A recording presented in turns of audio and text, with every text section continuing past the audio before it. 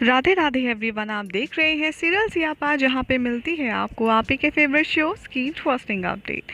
आज रात के राधा कृष्ण के एपिसोड में दिखाया जाएगा कि श्री कृष्ण और राधा रानी आपस में बातचीत करते हुए नजर आएंगे, जहां पर राधा शाम की बातें सुनकर काफ़ी ज़्यादा परेशान हो जाएंगे और कहेंगे कि कृष्ण तुम्हें कुछ करना होगा, ऐसे तो अनुचित है ना, हर किसी को उनकी इच्छा के बिना विवाह बंधन में बांध देना, ये तो वो असुर गलत कर रहा है।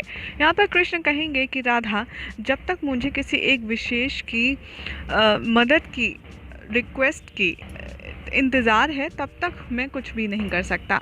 यहाँ पर तभी दिखाया जाएगा कि जो असुर लोग हैं वो काफ़ी ज़्यादा खुशी से जश्न मना रहे होंगे, ये सोचकर कि हमने कितना अच्छा काम किया। और जो दिम्बक होगा वो अपने भाई से कह रहा होगा कि तुम देख रहे हो मैंने कितने सारे गरीब परिवार के माँ बापों का उद्धार किया है और उनको कितना योग्य वर दिलवाया है और ब्रह्मचार्य जैसे पाखंडी ऋषियों के इस व्रत का भी अंत किया है। यहाँ दिम्बक का जो भाई होगा वो थोड़ा सा भयभीत होगा और कहेगा कि भ्राता, क्या हम जो कर रहे हैं वो उचित है? क्या किसी की मर्जी के बिना उनकी शादी करवाना उचित है? कहीं इससे कोई अशुभ तो नहीं होगा? तभी दिम्बक कहता है तुम चिंता मत करो, मैं जो कर रहा हूँ बिल्कुल सत्य कर रहा हूँ और सही कर रहा हूँ, ऐसे ढोंगियों का अंत करना ही उचित है। तभी वो कहता है अगर ऐसा हुआ तो एक एक करके सारे संसार में से ब्राह्मण और ऋषि मुनि का तो अंत हो जाएगा। तभी दिम्बक कहता है मैं यही तो चाहता हूँ कि देवताओं की जो शक्ति होती है वो इन ऋषि मुनि और ब्राह्मणों से ही दुगनी होती है, लेकिन मैं चाहता हूँ कि ये सभी अंत हो जाए और असुरों की शक्ति पर ही देवता निर्भर करें और सिर्फ हमारा ही बोलबाला हो पूरे संसार में। इधर जो एक ऋषि मुनि होंगे जिनके जवान बच्चों को उठा करके ले गए होंगे दिम्बक और उसके भाई और उसकी सेना, वो भागे भागे जाएंगे ऋषि दुर्वासा के पास मदद के लिए। यहाँ पर दुर्वासा ऋषि अपनी ध्यान प्रक्रिया में होंगे और वो काफ़ी ज़्यादा क्रोधित हो जाएंगे उनकी तपस्या को भंग करने के लिए।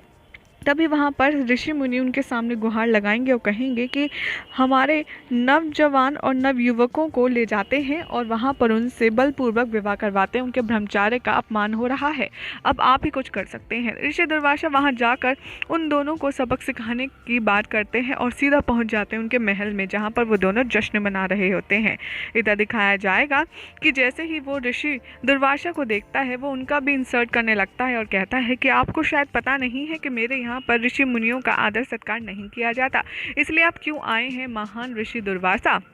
यहाँ पर दुर्वासा कहते हैं कि जो तुम कर रहे हो वो गलत है। यहाँ पर इन दोनों के बीच में मतलब उचित और अनुचित को लेकर के काफ़ी ज़्यादा बहसबाजी होती है, जहाँ पर दिम्बक कहता है कि अच्छा एक बात बताइए, दुनिया का बल्कि संसार का सर्वश्रेष्ठ योगी कौन है? तभी ऋषि दुर्वासा कहते हैं मेरे आराध्य महादेव। तो दिम्बक कहता है तो क्या वो बैचलर थे, यानी कि वो क्या ब्रह्मचारी थे? नहीं ना, जब उन्होंने सबसे महान ऋषि ने, सबसे महान तपस्वी ने शादी की है तो भला बाकी सबको ब्रह्मचार्य के इस ढोंग में फांसने का क्या मतलब है? तब ऋषि दुर्वासा कहते हैं वो बड़े होकर के आगे चलकर के महान तपस्वी और ऋषि बनेंगे, लेकिन यहाँ पर दिम्बक उन सब का ढोंग बताकर के ऋषि दुर्वासा की भी इंसल्ट करता है, जिसे सुनने के बाद वो श्राप देने लगते हैं। तभी दिम्बक यहाँ पर महादेव की दुहाई देता है और महादेव के बारे में बात करता है और उनको काफ़ी ज़्यादा प्रॉब्लम में डाल देता है, जिसकी वजह से वो श्राप देते देते रुक जाते हैं। ऋषि मुनि कहते हैं कि आज तक ऐसा कभी नहीं हुआ कि ऋषि दुर्वासा ने अपना श्राप वापस लिया हो। इन दोनों असुरों में ज़रूर कुछ खास बात है, ये दोनों ज़रूर कुछ ना कुछ खास हैं। तभी दुर्वासा ऋषि भी इनके सामने चुप हैं। यहाँ पर ऋषि दुर्वासा भी अपना समूह लेकर के आ जाएंगे और तभी ऋषिगण उनसे रास्ते में पूछेंगे कि अब आप बताइए हमारी सहायता कौन करेगा? ऐसे तो हमारे सभी नवयुवकों को ये ब्रह्मचार्य के इस व्रत से अवगत करवा देगा। यहाँ पर तभी कहते हैं कि जिसने धर्म की स्थापना की है खुद कृष्ण ही है जो इस बात का वो उपाय निकालेगा, क्योंकि मुझे तो इसने घोर समस्या में, बल्कि कहते हैं ना कन्फ्यूजन में डाल दिया। यहाँ पर दिखाया जाएगा कि कृष्ण और राधा आपस में बात कर रहे होते हैं, तभी वहाँ पर द्वारका के कुछ लोग आते हैं, क्योंकि इधर दिखाया जाएगा कि जो दिम्बक हैं और उसका भाई है वो कहेंगे कि ये दुर्वासा कृष्ण की बात कर रहे हैं, अब ये कृष्ण कौन है? तभी यहाँ पर बताएगा उसका भाई कि ये द्वारका का राजा है जो कि काफ़ी ज़्यादा महान है, उसने कंस का भी अंत किया था, और वो मतलब कृष्ण की तारीफ करेगा, बताएगा कि कृष्ण ऐसा है वैसा है। तभी दिम्बक कहता है तो अब हम द्वारका में ही अपने काम की शुरुआत करेंगे और द्वारका के पुरुषों के हम बलपूर्वक विवाह करवाएंगे, तब देखते हैं कि कृष्ण क्या कर पाता है। वो द्वारका पहुंच जाते हैं और वो अपने बाइनोकुलर से देखता है कि द्वारका में बहुत सारे अनमैरिड लड़के हैं और डिम्बक कहता है कि ये स्थान एकदम उचित है हमारे कार्य के लिए, क्योंकि यहाँ पर बहुत सारे अविवाहित पुरुष हैं। चलो हम अपने कार्य शुरू करते हैं। यहाँ पर द्वारका के लोग काफ़ी ज़्यादा खौफ में आ जाएंगे, भयभीत होने लगेंगे डिम्बक से, और वो भागे भागे कृष्ण के पास जाएंगे मदद के लिए। कहेंगे कि एक असुर जैसा प्रतीत होता है, वो सारे नवयुवकों को पकड़ पकड़ कर उनका ज़बरदस्ती विवाह करवा रहा है।